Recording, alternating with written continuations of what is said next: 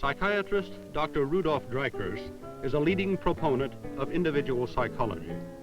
Perhaps the most prolific of Alfred Adler's collaborators, he founded the Alfred Adler Institute in Chicago and has lectured at numerous universities throughout the world. Dr. Dreikurs is himself a pioneer in group psychotherapy. He is emeritus professor of psychiatry at the Chicago Medical School and has written more than 150 articles and books, including The Challenge of Marriage, Psychology in the Classroom, and To Children, The Challenge. With him is Dr. Thomas W. Allen, Director of Student Counseling Services and Assistant Professor of Educational Psychology at Washington University, St. Louis.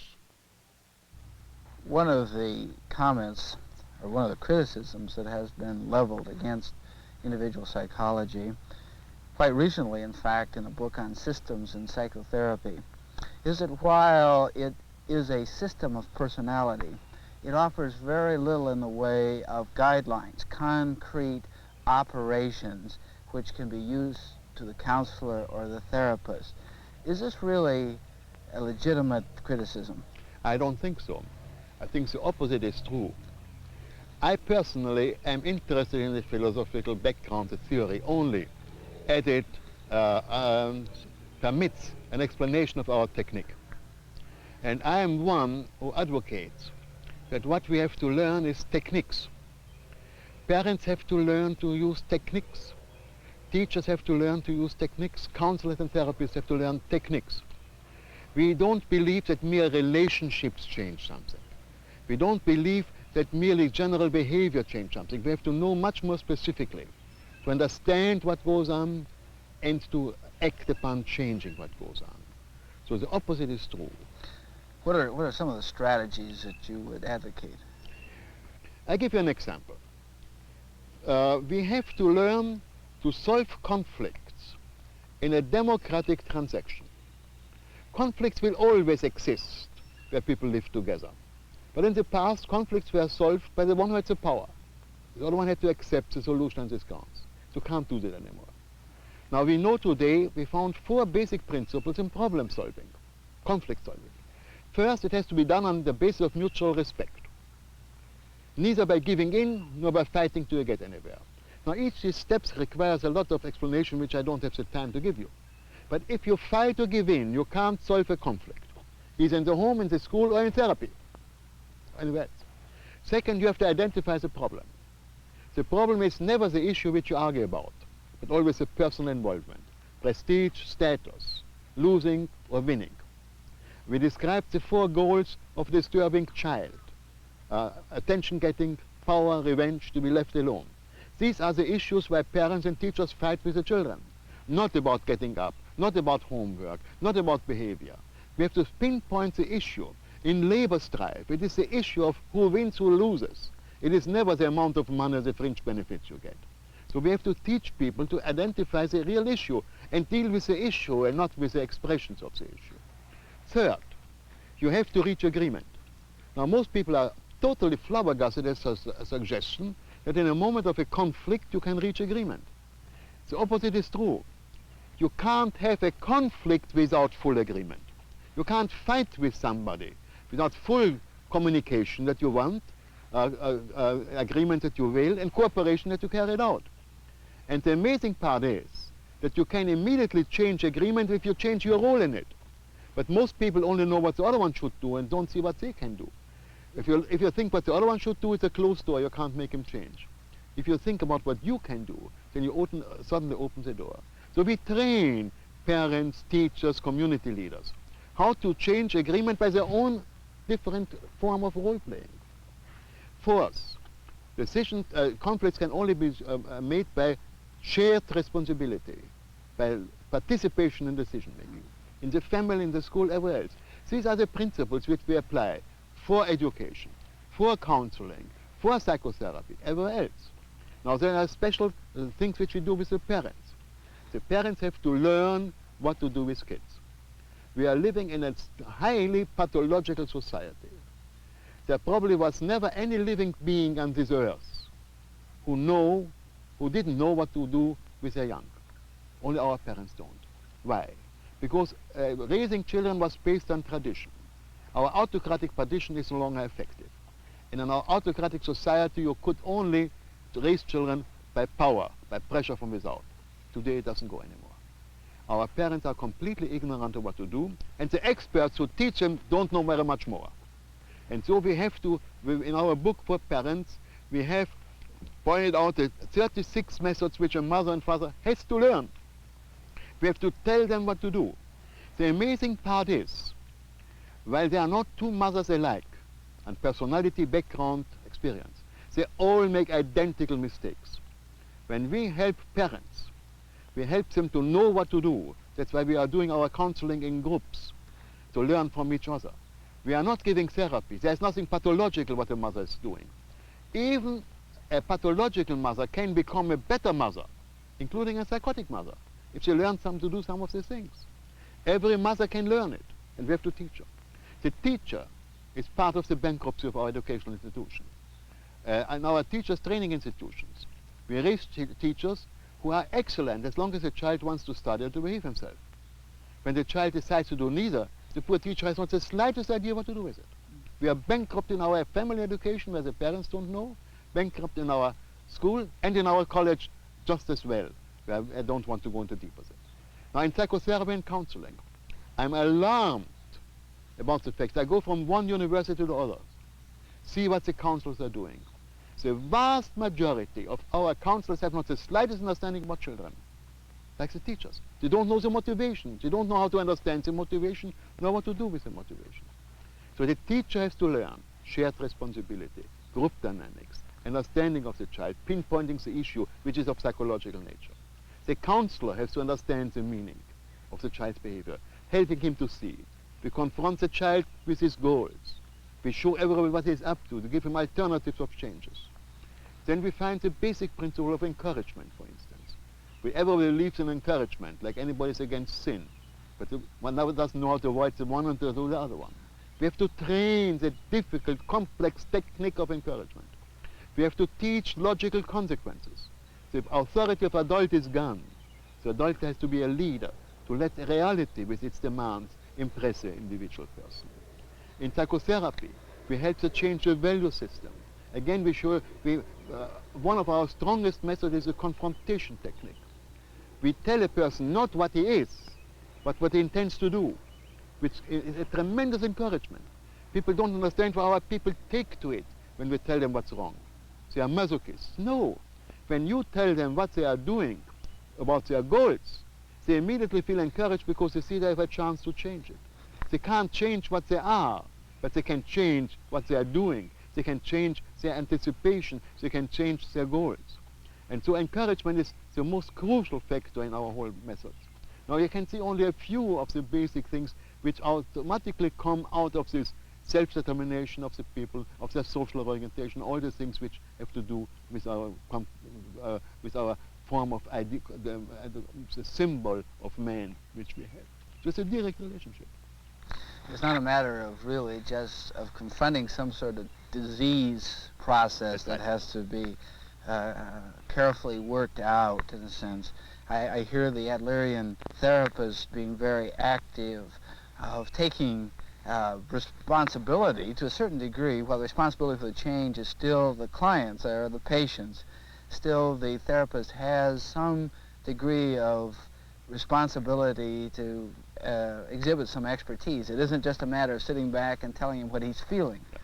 We were often accused, for instance, with parents, that we teach them cookbook recipe.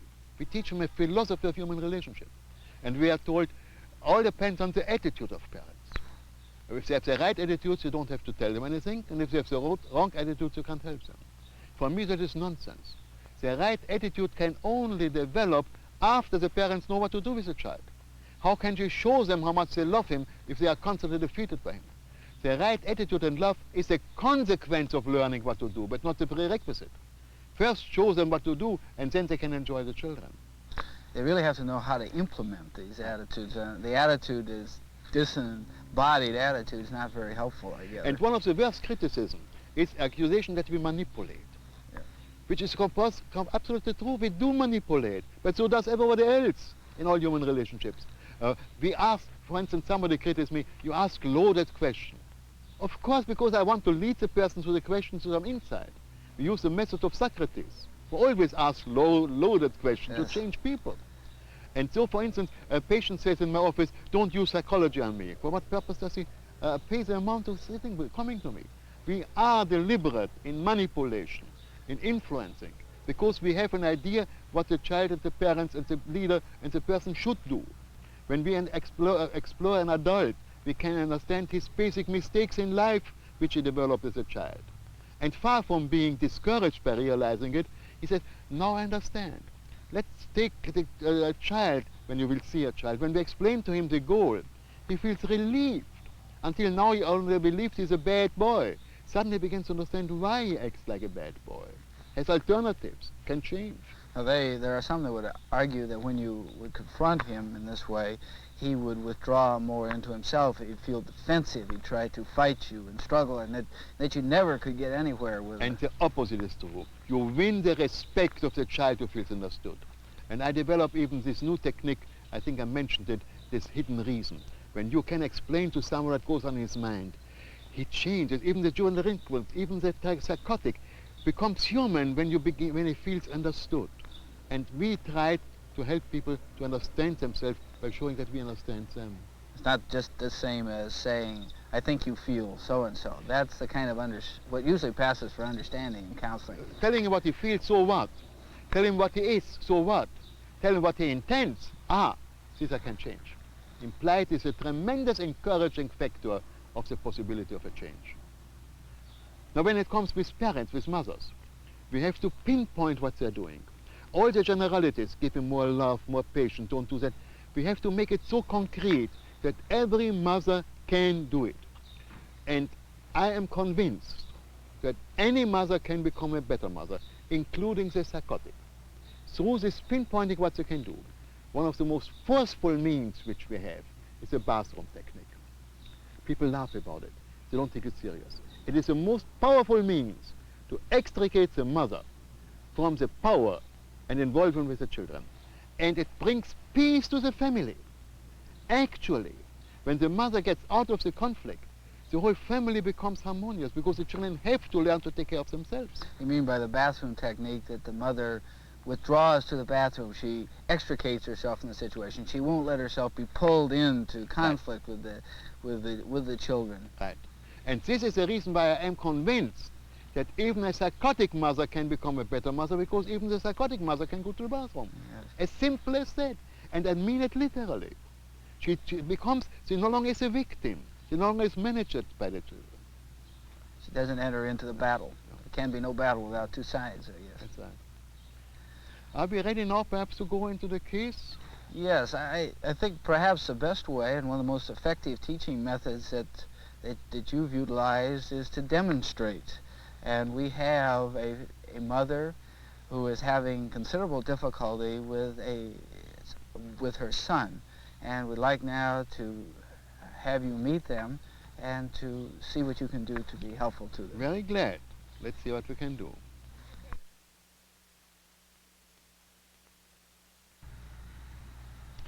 We have here a mother who comes apparently with the difficulties with her little boy. All I have ascertained from her is that she has 3 children, Tommy 11, Joe 8, and Kathy 6. Even if I wouldn't know that she comes with Joey, I could imagine that he would have the difficulties. He has all the strikes against him. He's a middle child, and the middle child usually feels either squeezed out or he pushes others down. But he is a boy between 2 girls. And that America means usually that the girls are good and the boys are boys. So he has these strikes against him and probably manages pretty well to have a special function in this family, probably more through negative ways because he's a middle child than anything else. Now, Mother, how do you feel about being here? Do you feel free to talk? I feel very free to talk. Now you tell me about the problem you brought here. Well, my son, he seems to rebel He seems to rebel. quite a bit. He doesn't like authority. Yes. He doesn't want anybody to tell him what to do. Yeah. If you want to show him, you know, he wants to do something, and you want to show him how it's done. Mhm. He knows how. He knows. And Yeah. then 5 minutes later, he's quit doing whatever he knows how to Yeah. do because his explanation is, I don't know how to do it. Yeah. And then he doesn't seem to, he can't do his work, you know, his school work, like the problems are not Well, finished. is it poor? How is he in spelling? I imagine the teacher could answer better than that, Yeah. better than I How is he can. mathematics? Now she's very pleased with him Yeah. in his math. You see, you must keep in mind there are two academic forms of deficiencies which have to do with personality. The children who can't spell as the spirit moves them. They don't see any reason to obey order. And the children who are poor in mathematics can't solve their problems. But apparently he can solve his problems pretty well. In spelling, I don't think he will be too good. Mm-hmm. Can you give me some concrete examples of the difficulties you have with Joe? Well, I can't What bothers really. you? What bothers the me most? with him is that he won't do what he's told to do. Can you give me an example? Well, anything that you tell him to do, anything like take the trash out. Yeah. You have to tell him over and over and over to do this. Yeah. He won't take one or. Now, let's state. First of all, it seems to me that he is in a power conflict. You see, there are more and more children coming up who feel that they are worthwhile only when they have the power. And they believe they have the right to do what they want.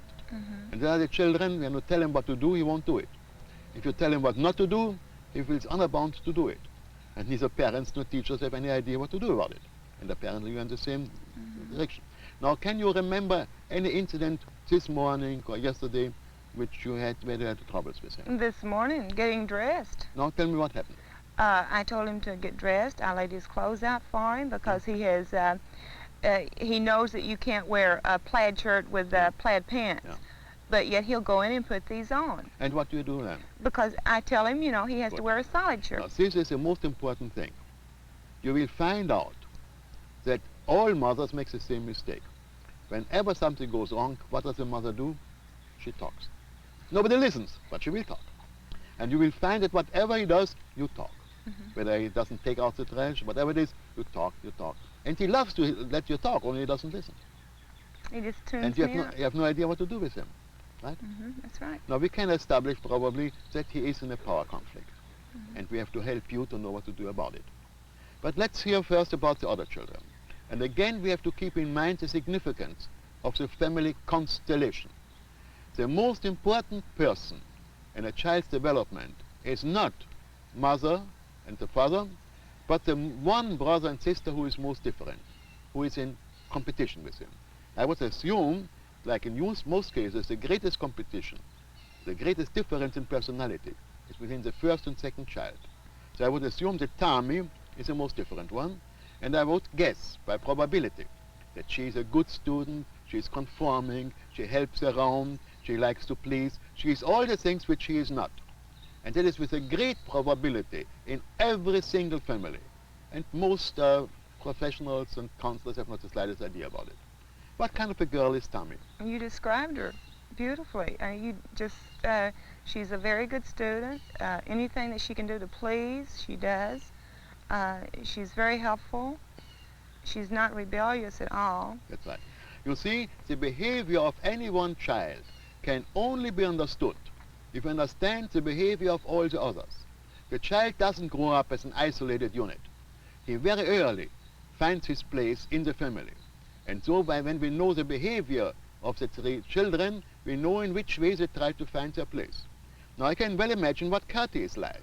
By probability, it doesn't have to be. But Kati is a charmer. Kati is the youngest one.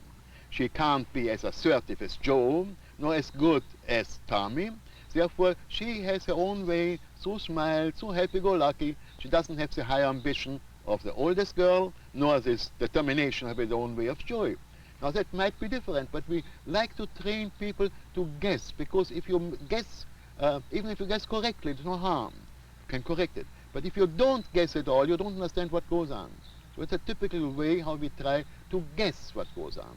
What kind of a child is Kati? You just described her. She's a charmer. She's got a beautiful smile that she can just get anything she wants when she smiles. She has, she is a good student too.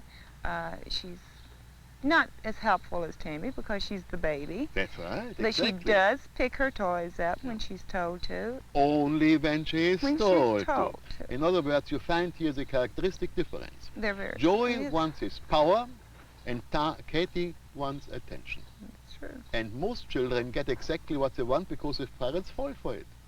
And one of the things you have to learn not to fall for it. Would you like to change?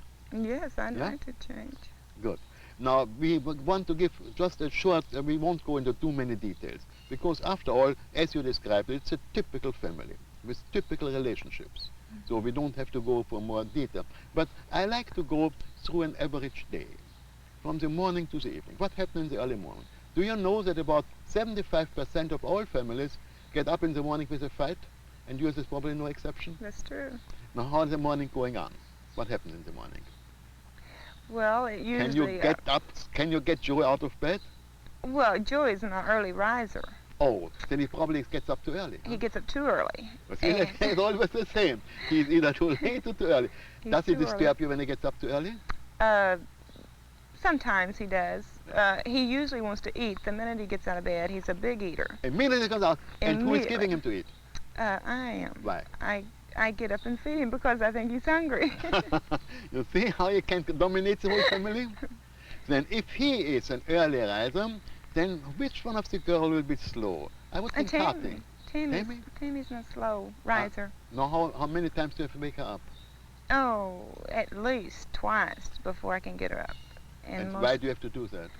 well, she just won't get up the first time. How do you know? Um, You never tried it. No, I never did. I guess. Come think What of would it, happen if you leave her completely alone in the morning?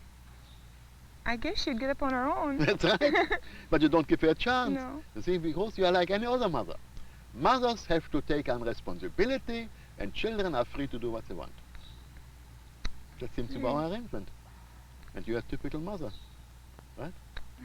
So you have to wake up several times, and what happens while getting dressed? Who is slow? Tammy's slow. Tammy. Joey's. So Tammy and Kati keep you pretty busy in attention, and you give all the help and advice and talk and tell them, right? I guess I Huh? do. So she's slow in dressing? Mm-hmm. What happened? And not in dressing, in her hair, in her hair. combing And her how hair. about, what is Joey doing when he gets up so early? Joey likes to lay around in his pajamas until all hours because he doesn't like to get dressed. And what do you do about it? I have to make him get dressed. How do you make him get dressed? I have to threaten to spank him. What? I have to threaten to spank You him. have to threaten to spank him. What, you know? And otherwise he doesn't do anything. Mm, Oh, they all keep you really hopping, don't don't they? they? Would you like to get out of that? I really would. No, maybe we can help you on that. I hope so. So he does, you give him to eat before he's dressed? Yes. I Why? do. Because he doesn't like to get dressed. And he has a right to do what he likes. No, not really. Oh yes, you are a good servant, aren't you? Oh, don't say that. Oh you are excellent. The children have trained you wonderfully. You can be highly recommended as a servant. Have to get them up, have to get them dressed, have to make them breakfast, all kind of things. They don't have to do anything, you do everything. That's true. Right? A typically good mother, So I'm a good servant. a good servant. So then you have to fight with Joe about getting out of his pajamas, getting dressed, right? Hmm. And what is Kati doing in all that time? Oh, Kathy's dressing out. She gets dressed and out, and she doesn't want breakfast until about 10. Uh-huh. So then she wants her But breakfast. does she go to school when she goes to school? She was going in the afternoon, kindergarten. Uh-huh. Now that She didn't want to get breakfast? not right away. She doesn't like to eat right away. And what did you do about that? I wouldn't make her eat. But you try to talk her into eating, don't you? No, Not not all? necessarily. Because Not necessarily, but by inclination. I'd asked her if she Yeah, wanted to eat, and of course, she'd say yeah. no, and then You know why you ask her. Mm-hmm. Because she wants your attention and you fall for that. They all keep you going. It's wonderful how coordinated they all are. Against one person.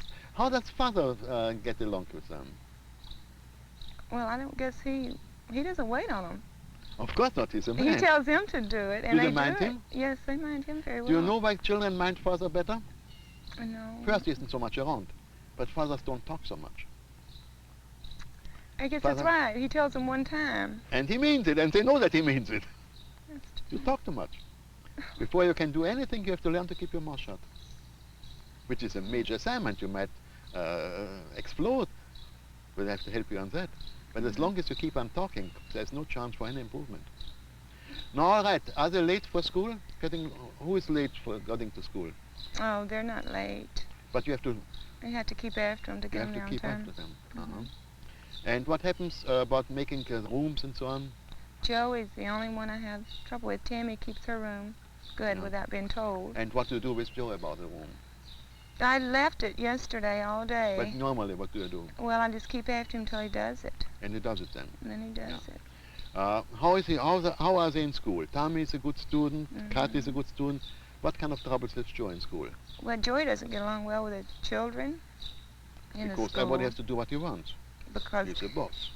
that's right. He wants to bully. be the boss, Yeah. and he doesn't get along with the children in the neighborhood Yeah. because that he wants to be the boss. Yeah. Good. Do they have friends? And Joey has very few. The girls have quite a few friends. Does he fight with them? Joey, yes, he does. He fights Yeah. with someone constantly. Who has a temper tantrum? Joey. Now, what happens when they come home? In the afternoon? Mhm. Well, Who he puts the things away? Tammy. Yeah? She puts hers away, and I put Joey's away. Of You course, can't aren't you be. good? Yeah. You are really wonderful. You're a good servant, aren't you? Do they fight? Yes, Who fights? Tammy and Joey. What do you do about that? Just talk to them about it. Try to get them not Whatever to. the children do, the only thing you know how to do is Is to talk. talk. That's And they won't get you anywhere. Good. How about getting to bed? Going to bed? Oh, they're pretty good about going to bed. Before that, how about dinner? Dinner. Eating? Well, they usually just, it's pretty peaceful at dinner Peaceful? time. I can't believe Yes, that. it is. Don't you 'cause have a their slow daddy's eater? home. No, I don't. Does anybody have poor eating habits? Tammy has she doesn't like certain foods. The other two, they eat pretty well anything. I know that it can't be so peaceful. Well, because they usually won't. it's because Father's home, see, and he Father's home, therefore they are a little bit. a little bit quieter. Now, would you like what to do? Know what to do? Yes, I would. You see, before you can do something positive, you have to learn to stop the doing which are wrong. At the present time, you fall for the attention getting, you fall for the power, and you have to get out of it. The first thing in the morning is to give Tammy an alarm clock and let her take care of it. And you don't hurry her up, and you don't hurry him up. You stay out. And no breakfast being given to Joe until he is dressed. Let him scream, let him do whatever. Now, keep in mind, the temper which he has is for your benefit. The fighting is for your benefit. Tammy probably fights because she wants you to come to her rescue. Joe fights because he can do what he wants. And you have to extricate yourself, both from the fighting, both from the temper tantrum. You simply have to do that if you want any change. Now, it is impossible for you to stay out from arguing, fighting, doing all the things unless you go to the bathroom. It is absolutely necessary. Whenever you feel upset, you go to the bathroom. You have to have some literature there, some magazines. You have to have a transistor radio. And you lock yourself in until everything is quiet. You have to stop being a servant. While you try to impose your will and to dominate Joe, he makes you do the things. A disobedient child is always a tyrant. And he is your tyrant. And therefore you have to stay out of that. You understand what I mean? Yes. What of the things do you think can you do? Do you think you can stop in the morning to get them dressed or go and give them breakfast and stay out? Do you think you can do that? I'm sure I can. When you lose his temper and so on, are you willing to go to the bathroom? Yes. And then, one has to help you further. After you have extricated yourself, then you have to have time for a good time together, where you can have fun together. Then you will have time, for instance, to get together once a day, once a week for the family to talk things over. Then you will learn what we call the logical consequences. You will have to read up. You should join a study group. You have here in this town many study groups. You have to learn what to do. Parents don't know what to do. You have to learn all the many positive things you can do. But before you can learn anything, you have to stop being the servant. Does it make sense to you? Yes, it does. Do you think you can try it? I can try. Fine. Then let me now talk with Joel, right? Okay. Good.